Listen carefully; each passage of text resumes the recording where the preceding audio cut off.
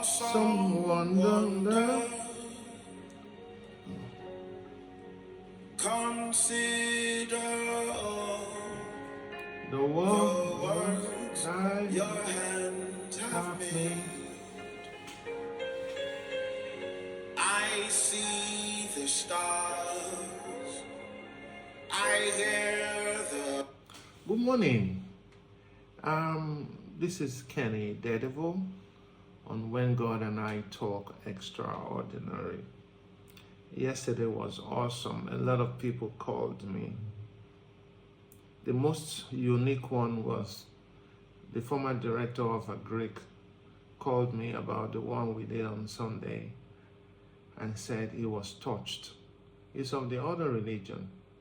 So truth does not know religion. And a lot of people called me. Some wondered how I was doing. Have I totally recovered? I've recovered all this while. But suffering is used to increase our awareness of the sustaining power of God, to whom we owe our sustenance. Psalm 68 verse 19. God uses suffering to refine, perfect, strengthen, and keep us from falling. Psalm 66, 8 to 9, and Hebrews 2:10. Suffering allows the life of Christ to be manifested in our mortal flesh. 2 Corinthians 2, 4, 7 to 11. So what are the four benefits of suffering? The Tibetan monk Khenchen Kochong, the name long. The four benefits of suffering is wisdom. You get wisdom from suffering. Resilience, compassion, and a deep respect for reality. There is a part of the Bible that talks about, I think it's Romans. Romans tells us that, let me see. Romans says, I will come to it. Well, God allows suffering because He's loving, powerful, and wise. People suffer because it's the path that we chose. Not all of us chose the path of suffering. Sometimes it's thrust upon you. God provided us the freedom to choose, and that includes choosing rightly and wrongly. Oh, my internet. Oh, yeah. And sometimes we understand that the biblical reasons for sufferings include a fallen world. Suffering is a consequence of human sins. Not every suffering is brought about. Look at Job. And when the children of God were together and having communion, and they called, Satan was wandering to and fro. And the Lord said, have you considered my servant Job? So Job didn't do anything. Job was used to exemplify what goodness and mercy and strength in character is. Trials test faith to make it stronger, acting as a crucible to prove it is genuine. It also acts discipline, it brings discipline to us. It produces perseverance, character, and hope. Pain forces believers to rely on God rather than self. It is considered a way to identify because of Christ's suffering. And the book of Mark says, shows us three primary categories. Jesus endured physical torment, emotional trauma, and spiritual agony. And you see, this morning, why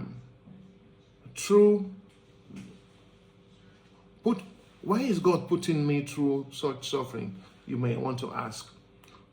Though God could rightly do away with us all, in His love and mercy, He seeks us to save us from the evil in the world and makes us more aware.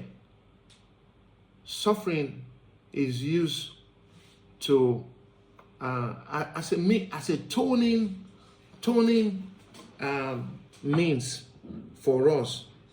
It opens our eyes to the reality in which we live. You know, I think I'm a bit. I'm looking for a particular verse. Pain and suffering. You could say a woman suffers during pregnancy and has the baby. That's sweet pain. A man is coming from work, gets into an accident, he has an accident, he dies, or he survives the pain. But the one I'm going to lay emphasis on, and we're going to end the pain today, is this self-inflicted pain by reason of our lust. When our lust has led us to sin, we say God is tempting us. God is not tempting us. That's in the book of 1 Peter or something, or James. I'm not sure. So when we have caused ourselves pain, we say God has led us to sin. God does not lead us to sin. It is our lust, the lust of the flesh, the lust of the eyes, and the pride of life that leads us into sin. You see a woman on the street and you don't know who you are. You take her home. You wake up in the morning, you find a big cobra on your bed, and you have taken the devil home. That is self-inflicted suffering. But the one that I'm looking at today, which we all have to guard against, is the one that the household enemy brings to you. The one that your friends bring to your house. The one that we pay money to a cook to come and kill us in our house. The ones that we openly invite enemies, and they say this brotherly love, to come to your house to inflict pain on you because you're stupid, or you are not aware of your environment, you are not discerning, you cannot tell what is happening. That is one that is most annoying. I know somebody who got married through me, and he married a guy, and for 20-something years, he didn't treat her well. He didn't treat her well. He has brought pain on his life. The woman is free to move on now. But why mess up the life of a woman? I was reading somewhere where some people were writing on Facebook that women, you can't get good women. The good women are still available. They are not on the street. They are not doing hookup.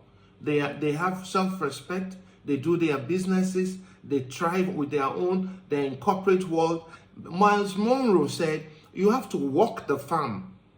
The woman is the farm. You have to walk it. And you do not walk it. You carry it one at Ulugo, one on Malita, or one somebody that is not right, and you take her home, and your life goes in downward fall. And you said, pain. You brought pain home.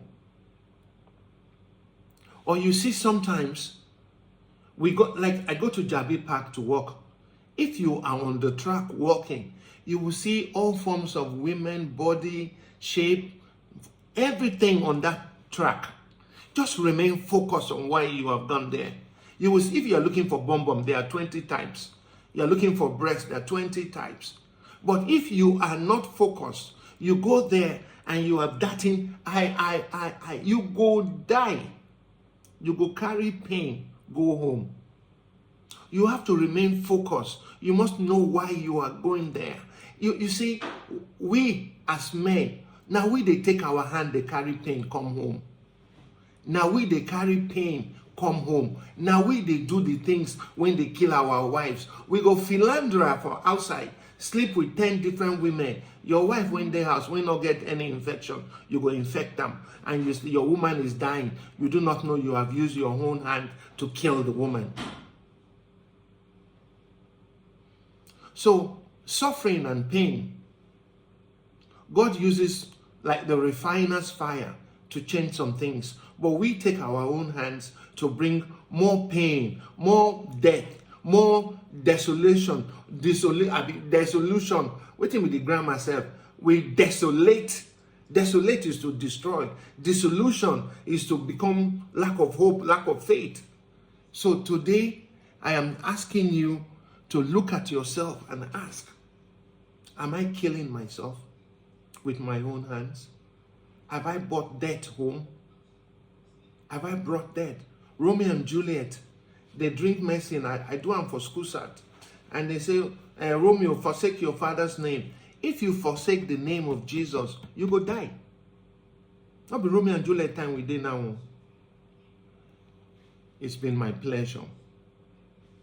It's Kenny Idedevbo on When God and I Talk. Good morning.